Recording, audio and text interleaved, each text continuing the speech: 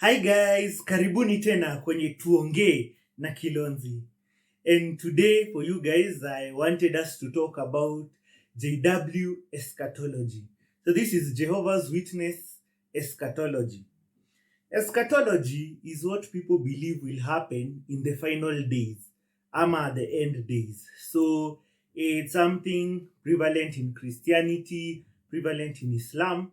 So I want us to go specifically to JW eschatology.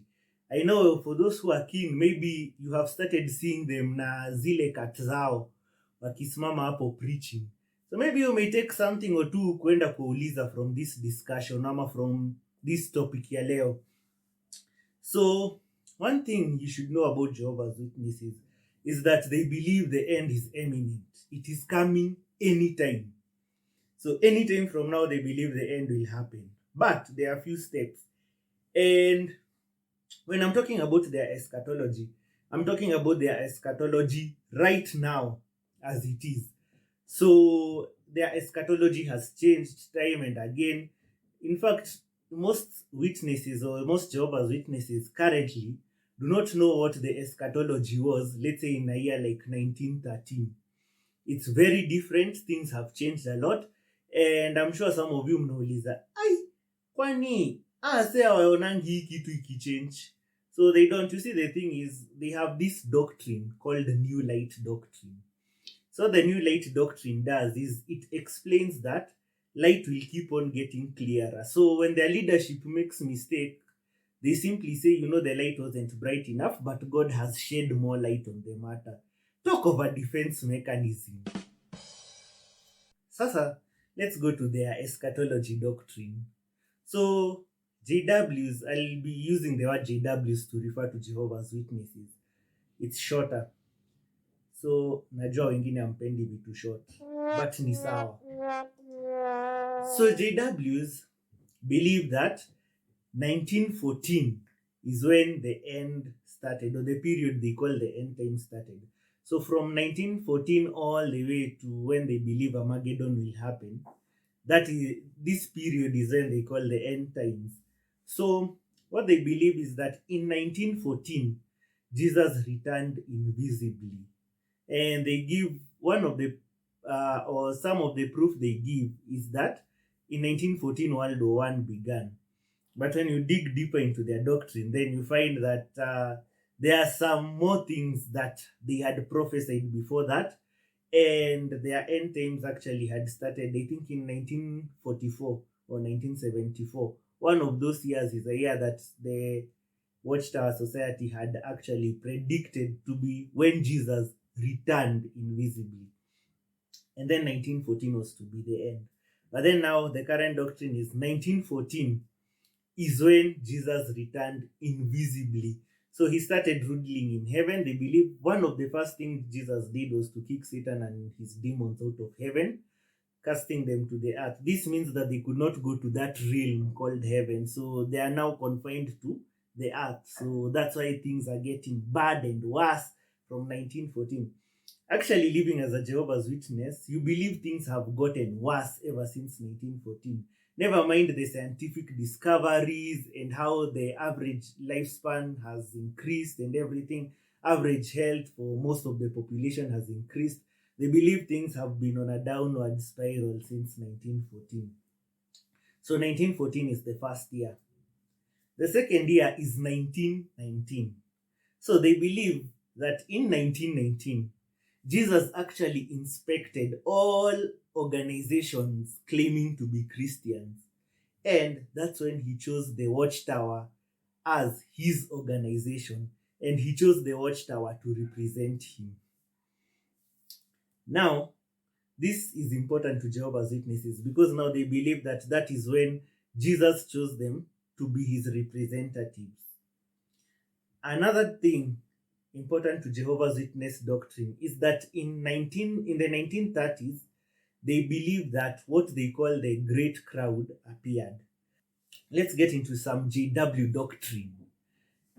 Jehovah's Witnesses believe in a two-tier Christianity. So they believe first there are those they call the anointed ones. The anointed ones are a group of 144,000. That is 144,000 people. That is from the first century all the way to where we are today. Only 144,000. That's their total number. These ones will go to rule with Christ, and they will rule with Christ in heaven. So from Christ's apostles, from the first century all the way to date, they will only total to 144,000. So this is why some people say that Jehovah's Witnesses believe heaven is full. But that is false. Jehovah's Witnesses don't believe heaven is full. They still believe there are some anointed ones on earth to date. Like their leadership, they are all composed of those 144,000. So they believe their leadership are anointed Christians. Now, other than the 144,000, there is now the majority of Jehovah's Witnesses hapa chini. They believe they will inherit the earth. So this earth yenye tunaishi will become a paradise, and they will now live on this earth forever and ever. So this earth will become a paradise after Armageddon, like the greatest massacre ever, or the greatest genocide ever. They will now enjoy this earth, terraform it into a paradise, and then live there forever. So that's an important part of Jehovah's Witnesses eschatology. So now, what happens is that the anointed ones, they call them the little flock. So the anointed ones are also called the little flock. And then now, the other Jehovah's Witnesses hapa chini who will live on earth, they are called the great crowd. So in 1930s, they believe that that's when God started selecting the great crowd. So every witness, like from Charles Taze Russell, that's the founder, all the way to around 1930s, all witnesses baptized before then were anointed. But then around the 1930s, now we had baptized witnesses who are not anointed or who will now live on earth. And from then on now, we have some who have been anointed after 1930. Initially, their teaching was that after 1914, anointing stopped. But then as years zikiendelea kusonga wakaona hapana. So they opened the way, kuna wenye wamekuwa anointed afterwards. So I'm telling you, this stuff is fun. For you guys who have never heard it, I know this stuff is fun bana. Nafanya mshangae. Mko na maswali nyingi. Ukiwa na swali, you know what to do. Hapo chini kwa comment, you can ask. You know my email, ninaiweka pia hapo kwa description. Ulize hiyo swali, usijifunge. So this is 1930s. Now, from the 1930s, they don't believe there's been anything major. But then, anytime now, they believe something will happen. First of all, they cry for peace and security. So they believe that world leaders will come together, or they are not actually sure about the details, but they know that world leaders and people will start speaking that there is peace and security. And when that happens, almost instantly, things will change. The Great Tribulation will set in. So, for them, first they have the call of peace and security, then now we have the Great Tribulation. Now, during the Great Tribulation, some things will happen. So, first of all, they believe that the Great Tribulation will begin when the United Nations and world leaders will come together and decide that, you know what? Something that is hindering peace in this earth is religion. And they will decide to ban religion. So world leaders will decide they'll ban religion in order to attain peace. So by banning religion, actually they'll ban all false religion. So Jehovah's Witnesses believe that that ban will make all false religion crumble. They refer to false religion as Babylon the Great. So this is from Revelation. So they believe Babylon the Great from Revelation represents the world empire of false religion. So what will happen is that peace and security, then world leaders will ban world religion. And this ban will be funny because they believe that even some who are previously religious, like pastors, will deny their religion, they'll stop doing. So all religions will stop their activity except one religion. You may guess it, Jehovah's Witnesses. So Jehovah's Witnesses will still be practicing their religion. They will still, even though they think that they may have to go undercover because things may get tough, but they'll still practice their religion. But with a difference. You know how they knock on your door and tell you, guy, there is suffering, there is hope that will get us out of this suffering. Now their message will change. They call it the hailstone message. So this time they'll be preaching a hailstone message. They take this imagery from Revelation. So don't worry if the words sound weird. They call it the hailstone message. It is a message of judgment. Basically, they are telling you, guys, we told you so, it's happening. We told you this thing is coming, it's happening, sai. Niase, niliwaambia hamkuchukulia serious, ona sasa kwenye mko. Basically, it's that. They'll be gloating over your misfortunes because, manze, sai, they already told you it's a judgment message. At this point, by the way, there's no turning back. After the Great Tribulation starts, there's no turning back. Your fate is sealed. Whether you are a good person, you are a good person before. If you're a bad person, manze, your fate is already sealed. If you're a bad person, manze, wewe unaenda hadi Armageddon kuwa destroyed. So your fate is sealed. So naambia manze, Buddha tuliwaambia hamkusikia. So that is the hailstone message. So as they are preaching this hailstone message, watuambia unajua nini tuliwaambia? Guess what? Religious leaders. Si waliban religion. Now the religious leaders will be like, there's one group that is still preaching around. And we said, no preaching. Who are these guys? We must destroy these guys. So now they believe that religious leaders from different nations will now amass their resources to destroying this single religion. The single religion inasumbua watu sana. And now when the world leaders are ready to corner this religion, to stop it, then God will set in.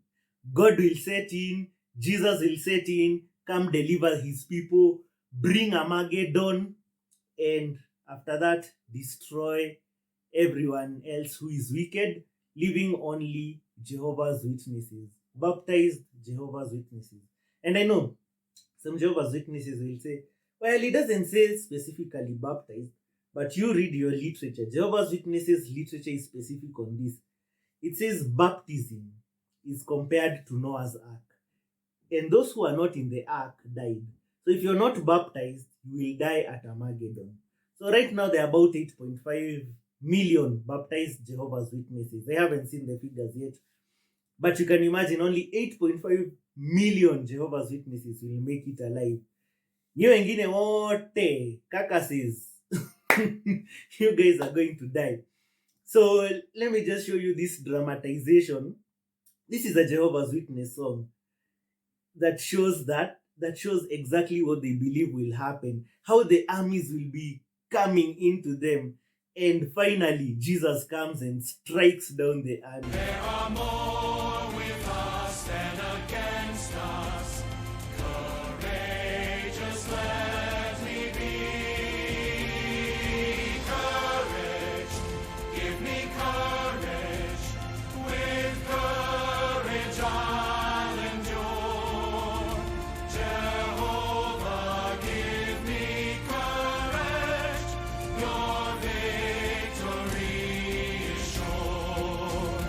Jehovah, give me courage. Your victory is sure.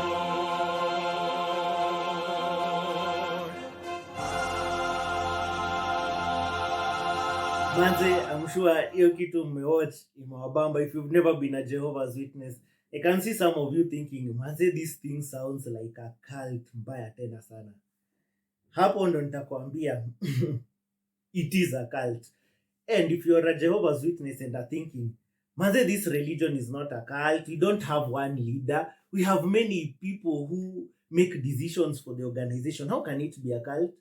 Please, go study Stephen Hassan's BITE model. BITE. The BITE model shows what a cult is. And there are many kind of cults. Political cults, religious cults, and Jehovah's Witnesses fall along religious cults. So, you can go research Stephen Hassan's BITE model. See the methods that cults use to control people. Enda ukitik. Ukiona hii unaionanga kwenyu utik. Zingine hata maybe you don't know, because let's say something like information control. Most Jehovah's Witnesses don't know the information control. But that is a topic for another day. So, guys, I hope you know Bamba. I hope you got something and you can ask a Jehovah's Witness. And sasa ukiwaona hapo, you can redirect them to this video. Mwambie kwanza unataka kuwatch akiwa naye ukiwa naye hapo, uone venye watakataa mbio because they are scared of people who actually speak the truth about the organization. So if this story was informative, you can share it with someone. I know this one you can share it with your pastor. Tafurahia sana because that get material against Jehovah's Witnesses. You can share it with your imam. You can share it with your family. So until next time, guys, thanks. Subscribe if you haven't done so yet. Give me a like for this video and see you next time. Na kumbuka, keep it tuongee na Kilonzi.